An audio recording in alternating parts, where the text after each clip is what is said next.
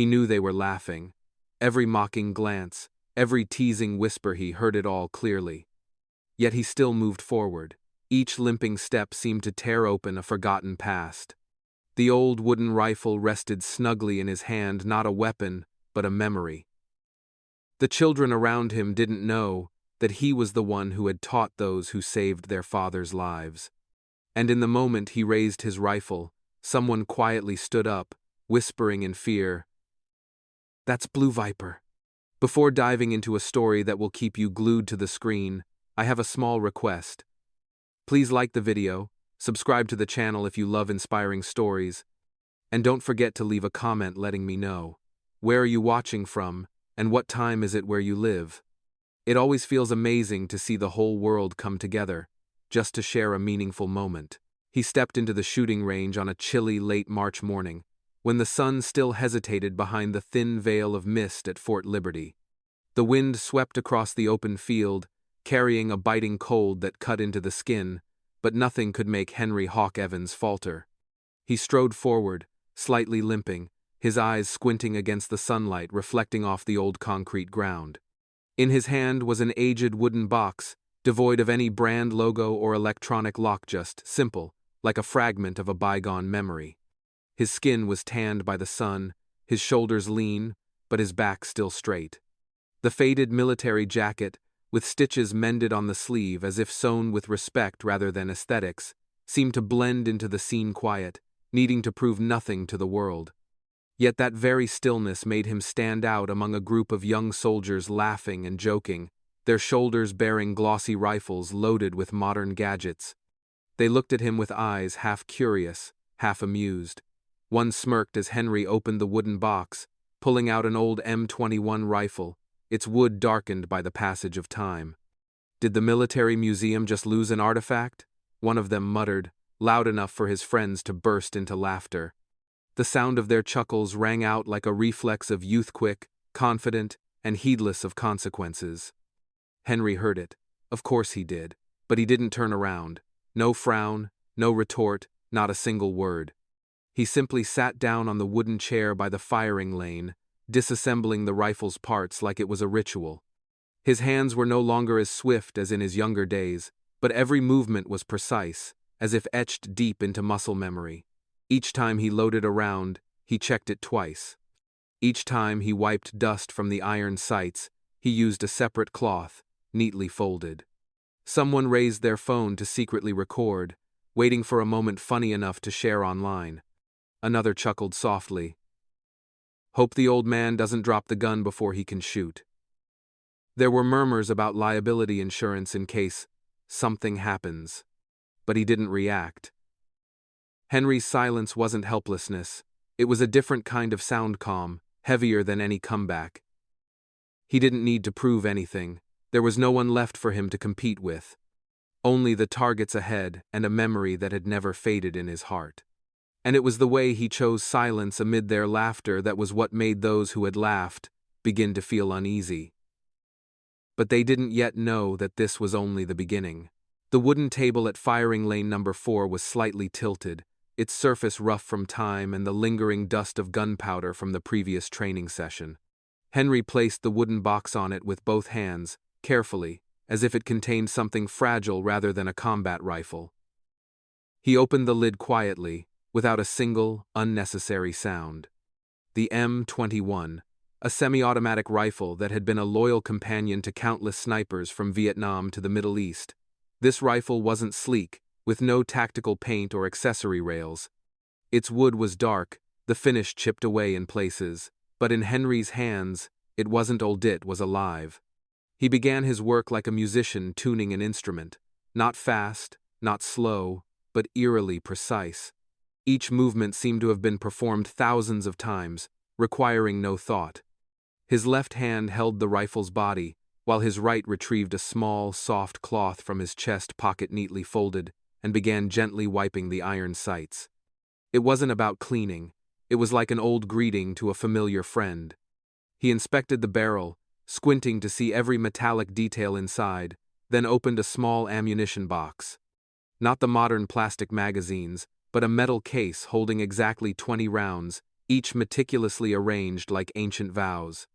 He took out the first 5 rounds, turning each one in his hand, feeling their weight with his fingertips, before loading them into the magazine with a slow, rhythmic cadence. Around him, the noise quieted as if someone had turned down the volume. No one said a word, but the group of recruits from earlier suddenly spoke less. There was something in the way he worked, in the solemn silence of his ritual, that made people hesitate to interrupt. A support officer approached, holding a sleek device, a new generation optical scope with a long-range sensor and integrated wind processor. He placed it lightly on the table. "If you'd like, this will help a lot." Henry glanced at it for a second, then shook his head. No explanation, no debate. Just a simple shake of the head. He didn't need anything more, not because he disdained technology, but because he knew himself so well that he understood exactly what he was doing. And that old rifle, with its simple iron sights, was all he needed. When he inserted the magazine into the rifle and chambered a round, the small click echoed like a full stop to all doubts. The range wasn't completely silent, but the mocking laughter was gone. No one knew why, but something had changed. Take a second to like the video and subscribe. It helps me keep bringing you stories that make your heart race. Henry stood up slowly, as if the weight of years rested quietly on his lean shoulders. The rifle was held close to his chest, his hands gripping it firmly but not tensely, a stance not meant to show strength, but one honed through decades of handling a weapon. To an untrained eye, his posture was unremarkable, but to those who had been in battle, who knew what a true shot entailed, they would see it, the steadiness, the calmness, and the focus that seemed to freeze the very space around him. He walked to the firing line, precisely at lane number 4, without glancing around, without caring who was watching. A gentle breeze blew under the overhang, carrying a bit of red dust across his line of sight. Henry stood there, back straight, feet shoulder-width apart, taking a deep breath. A breath of someone who had once measured the wind by the chill seeping through his collar, who had gauged distance by the echo between 2 hills. His entire body seemed to merge with the rifle, as if there were no boundary between man and metal. No bipod, no bench rest, no stabilizing gear beyond the muscles that had once bled from training. Henry raised the rifle to his shoulder, aligning the tiny front sight perfectly with the target in the distanza white circle, exactly 200 meters away. That moment lasted only a few seconds, but to those watching, it felt like time had stopped. And then, the shot rang out. Not loud, not ferocious, but sharp and cold, like a blade slicing through a still lake. The sound echoed across the open space, bouncing lightly off the concrete walls before fading, as if it had never existed. For a brief second afterward, no one spoke, no one moved, not a single breath dared to be louder than usual. Everyone waited to see where that bullet had gone, what it had struck. They turned their binoculars toward the target. And then silence truly swept over like a cold wave, not out of fear, but out of disbelief. In the center of the round target was a mark so precise it defied reason. Not a hole, not a torn gash, but a clean cut, slicing diagonally like a razor through thin paper, dividing the bullseye into 4 even parts. No one uttered a word. The laughter was gone. The comments had stopped. There was only Henry, quietly lowering his rifle, as if that shot had been nothing extraordinary. But he knew everything had just changed. A moment after the shot, silence blanketed the entire shooting range like a sudden mist rolling in. No one cheered, no one laughed. Even the sound of the wind brushing through the trees behind the target area seemed louder than usual, as if every sense had suddenly sharpened in an uncanny way. A few eyes quickly shifted from Henry to the target 200 meters away, where a range coordinator was checking through binoculars. His hand clenched into a fist, then relaxed, as if trying to comprehend what he had just seen. His slow nod caused those nearby to begin murmuring. The whispers started small, then spread like ripples across a lake. A young soldier, who moments earlier had mocked the old man dislocating his shoulder while chambering a round, now stood motionless. His jaw slightly dropped, his eyes fixed on the cut in the target. The mockery in him dissolved not out of fear, but because, for the first time in his life, he realized he had witnessed something beyond the scope of what any training manual could teach. An older instructor, with silver hair and deep wrinkles etched at the corners of his eyes, slowly walked toward the registration table. He didn't look at anyone, only paused at the edge of the table, his hand lightly resting on the wooden rim. Then, almost unconsciously, he spoke not loudly, but in a hoarse whisper, as if muttering to the past. "Blue Viper." The name dropped into the air like a command, quiet, concise, but heavy with weight. At first, only a few heard it, but like a domino effect, one by one, people turned to look at Henry. The weathered face, the quiet stillness, the short-cropped silver hair, and the eyes that said nothing. They no longer belonged to just an old man. They belonged to an icon, a legend stepping out from a story people had thought was mere myth. The recruits began whispering the name again, one after another, as if repeating it would confirm the unimaginable unfolding before them. "Blue Viper, is that really him? No way. It's really him?" Doubt gave way to a strange feeling, a mix of awe and regret for having mocked him. Each person, in their own way, felt they had missed something vital, something they could now only watch, silent and still. Henry didn't turn around. He knew the whispers were about him, but he didn't need to acknowledge them. His silence, as it had been from the start, remained the clearest response. At the far end of the observation area, in the row of seats reserved for senior supervisors, a man stood up. He didn't react immediately when the shot rang out, nor did he speak when the murmurs began. He only quietly set his steaming coffee cup aside, slowly leaning down to adjust the glasses that had slipped down his nose. Colonel Marcus Brick Riley was not the type to be easily shaken. 30 years in the military, through the harshest corners of the planet, he had seen it all from deceit and arrogance to true courage. But what he had just witnessed, it didn't fit into any training manual. He raised his binoculars, adjusting them slowly, as if time no longer mattered. When the cross-shaped cut on the target came into focus through the lenses, he didn't speak right away. He just looked long and hard, the look of someone searching through memories, as if a final, long-lost piece of a puzzle had just been placed into a picture forgotten for years. A young soldier sitting nearby hadn't yet reacted when Riley tilted his head, leaning close to his ear. His voice was low and gravelly, like a monologue unspoken for over a decade. "That's Blue Viper, Henry Evans." That name was more than just a nickname. To those who had served long enough, it was like a code, something mentioned only in hushed conversations by campfires, in the last sips of whiskey after a long march. A name absent from any official report but present in the memories of those who had survived because of its existence. The rumors, once just a thin mist surrounding a legend, now solidified into a clear name, attached to a real person. Every pair of eyes turned toward Henry, as if each person wanted to confirm it with their own sight. But the man himself stood there, calm as if nothing had happened.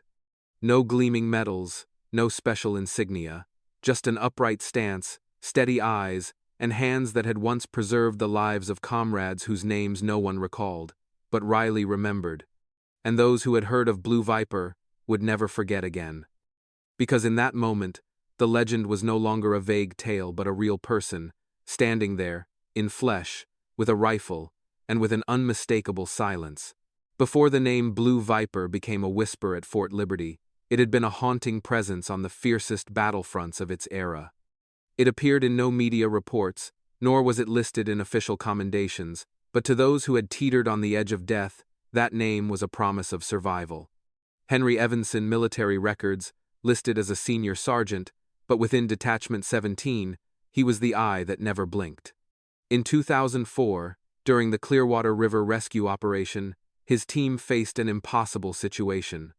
A platoon was trapped on the riverbank, with limited visibility, no air support, and surrounded on 3 sides. Satellite maps couldn't keep up with the terrain altered by sudden flooding. Communications were jammed. The young soldiers had almost no hope left. But from a rocky hill nearly 900 meters away, Henry lay motionless for 3 hours. Strong winds, tall grass, an old M21 rifle, no computer assistance, no spotter. Just him, the iron sights, and instincts honed through years of combat. In that time, he pulled the trigger 13 times, each bullet, one target. No shot was fired twice. No warning was given, no need to shout. Yet every time his comrades prepared to retreat, a shadow on the enemy's side would collapse, as if a silent god stood at the boundary between life and death. That day, the entire platoon was saved. No one understood what had just happened. Only when they returned to collect equipment did they find spent casings scattered by the rocky ledge, along with faint drag marks from elbows in the dirt, the only traces of Blue Viper. But every glory comes at a cost. 3 years later, in Somalia, during a nighttime mission, Henry was sent out with one other Personi's spotter, his close friend, and the only one who dared argue with him about bullet trajectories, Private Jackson. Together, they silently navigated through enemy territory, setting up an observation post in the heart of an uncontrolled city. Everything went according to plan until an anti-tank round exploded beside the building where they had set up their hideout. The mistake stemmed from faulty intelligence. A location thought to be safe was directly on the route of a local terrorist group's troop movement. Jackson died instantly. Henry survived, but he carried nothing away from that moment except his friend's body and a rifle still warm with smoke. In shock and haunted, he carried his friend on his back, trekking nearly 2 miles through hostile territory. He left no one behind, but from that moment on, he never truly returned. A legend doesn't end with triumphs. It ends with the silence of a heart bearing wounds no one can see. Dear audience, take a moment to relax or grab a glass of water, then keep listening to the story. There are more surprising twists to come. Comment 1 if you're enjoying the story, so we know you're still with us. When he returned from Somalia, Henry received no flowers, nor did he step up to a podium to speak. There were no celebratory feasts, no hearty pats on the shoulder. The only things he brought back were a letter from his commander, a promotion recommendation, and a gleaming bronze Medal of Honor. It lay there, among dusty papers on a wooden table, never pinned to his chest. He didn't respond immediately. He didn't write anything. He simply walked into the commander's office the next morning, placed the M21 on the desk, and spoke so softly that people had to hold their breath to hear, "I'm done." No one argued. No one dared to persuade him, because in his eyes at that moment, the gaze of a man who had carried a comrade back on his shoulders, who had fired his last bullet to keep a promise to a friend, there was a resolve so absolute that even the highest-ranking officer could only bow in respect. From that day on, no one saw Henry Evans at military ceremonies, veterans' gatherings, or in any official records. Invitations to make documentaries, requests to share his story, even lucrative book deals from publisher Saul were declined. He vanished from the military's map as if he had never existed. They say he moved to the Pacific Northwest, near the Olympic Mountains, where ancient, damp forests stood year-round, where rain fell quietly like a somber lullaby. A small wooden cabin, backed against a hillside, bore no sign, no mailbox. Only the faint wisp of smoke from the chimney drifted into the afternoons, sometimes mingling with the distant echo of a single gunshot.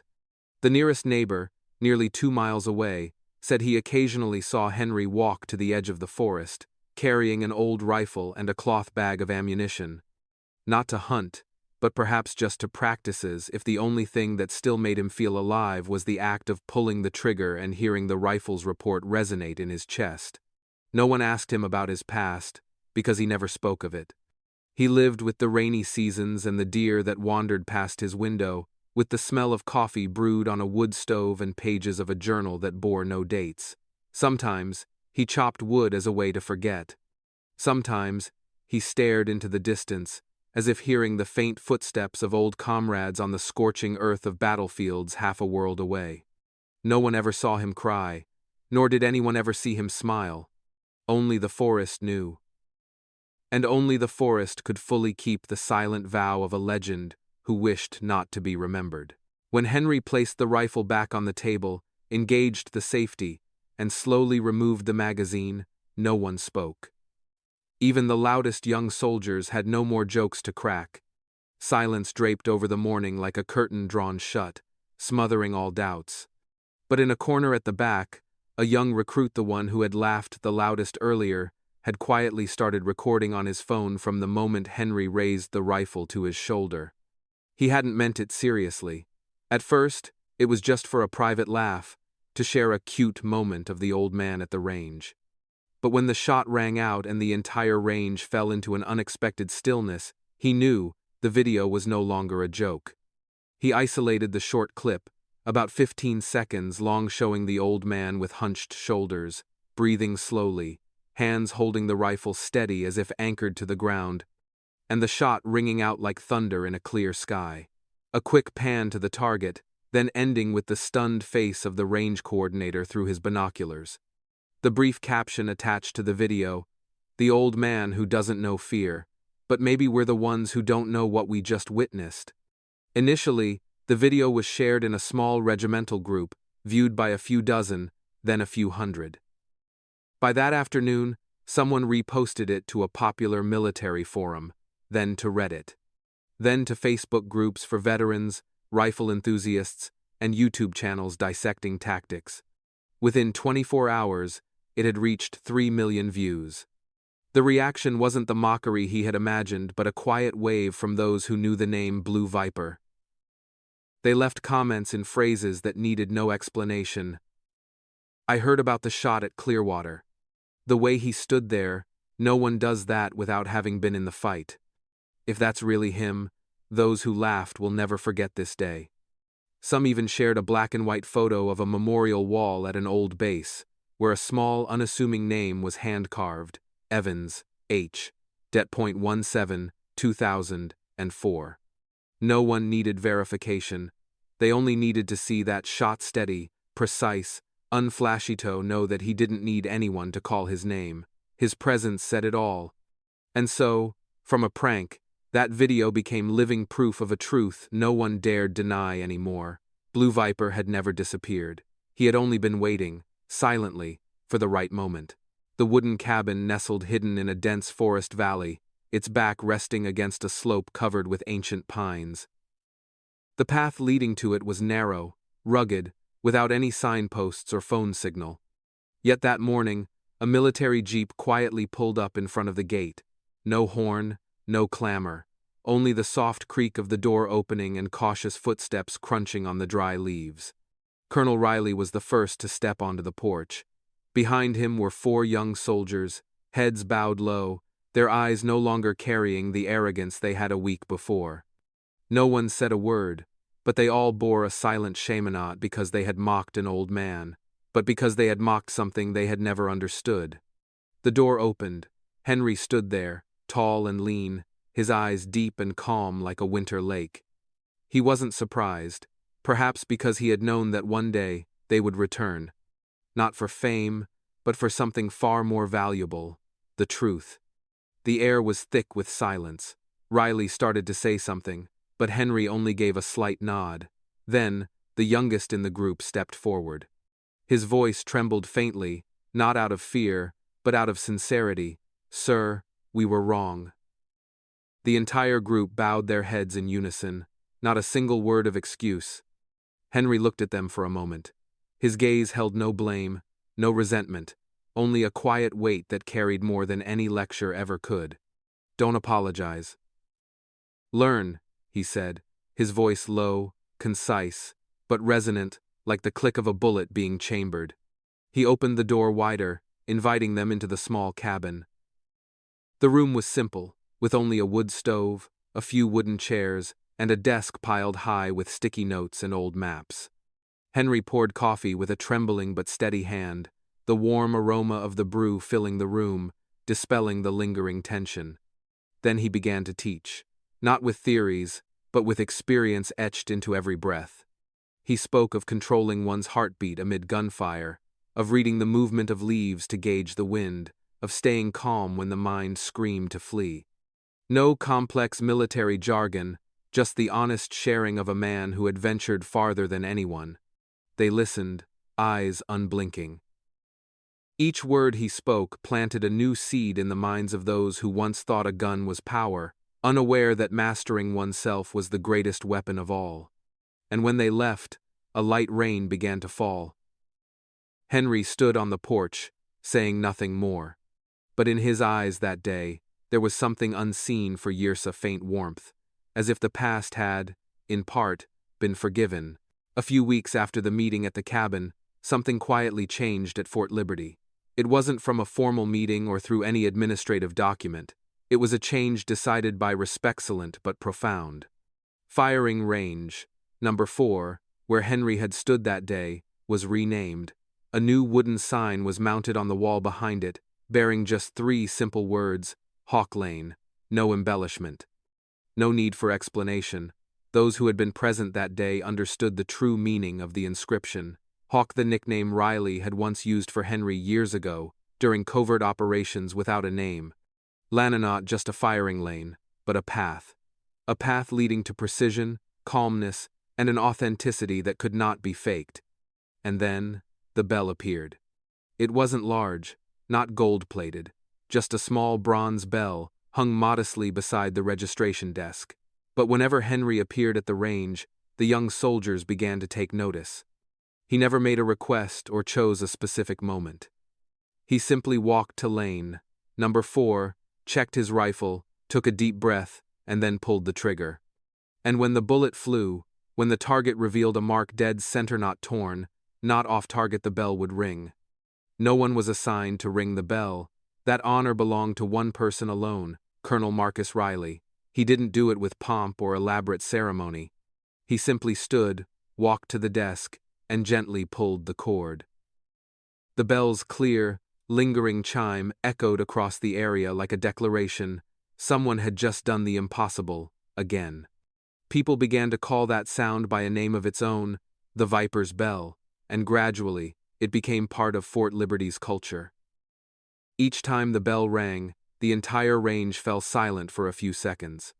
People paused their tasks, their eyes turning to lane Number 4, not to cheer, but to learn, to remember that some standards could not be reached by luck.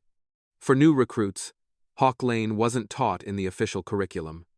But everyone knew that one day, if they truly achieved a perfect momenta shot where body, mind, and heartbeat became one, the bell would ring for them. And in that moment, they would understand, not everyone could ring the bell, but everyone could learn to be worthy of its sound. Henry never returned to reclaim anything lost. He didn't step into Fort Liberty with ambition, fame, or lofty goals. He returned, with only a quiet step, like an old shadow gliding through time, gentle, yet weighty. And it was that very silence that became the loudest voice. He didn't teach formally, wore no rank, and gave no speeches at ceremonies. But sometimes, on clear afternoons, people saw him sitting quietly by a wooden table outdoors, cleaning his rifle as if it were a personal ritual, unostentatious, yet full of reverence. At times, a shy young recruit would approach, hesitantly asking an awkward question about aiming posture or breath control. Henry would look up, without judgment. He'd simply nod slightly, then point to an empty chair. The lesson began not with words, but with listening. And it ended, not with applause, but with eyes that understood. Sometimes, he'd say just one sentence, but that sentence was enough for the young soldier to carry for a lifetime. Your rifle is only as steady as your heart. The shooting range began to change, not through regulations, but through spirit. People practiced shooting not just to hit the target, but to master themselves. They started to understand that silence wasn't a meaningless void, but a space where skills matured and character was forged. And the bell of Hawk Lane, each time it rang, became a quiet symbol of that. No one cheered loudly or shouted his name. But when the bell tolled, they would pause, bow their heads slightly, as if offering a wordless gesture to a teacher they never named. Henry still lived in his old cabin, among the pines and gentle rains, but he was no longer as alone as before. Those who had known him, even through a single training session, carried his image in their hearts, a reminder that miracles don't need fanfare, and legends don't need to appear dazzling. Sometimes, a shot that hits the bullseye, a sincere word, is enough to change a person. He didn't forgive with words, but he taught how to let go of grudges. He didn't speak of love, but through his presence, he made people want to live better, slower, and deeper. Henry Evans never demanded recognition, but through his quiet return, he left behind something more valuable than any award, a generation that learned to bow, to listen, and to grow. There are those who don't need a stage to be called legendary. They only need to show up at the right time, do the right thing, and leave behind a silence so profound that the whole world listens. Henry Evans's story reminds us that calm, humility, and steadfastness hold a power that transcends time, that you don't need to be loud to prove your worth. Sometimes, a single timely action, a proper attitude, is enough to change another's heart. If you're going through silent days, moments of being misjudged, remember Henry, be patient, keep going, because one day, your own bell will ring. Thank you for following this story to the end.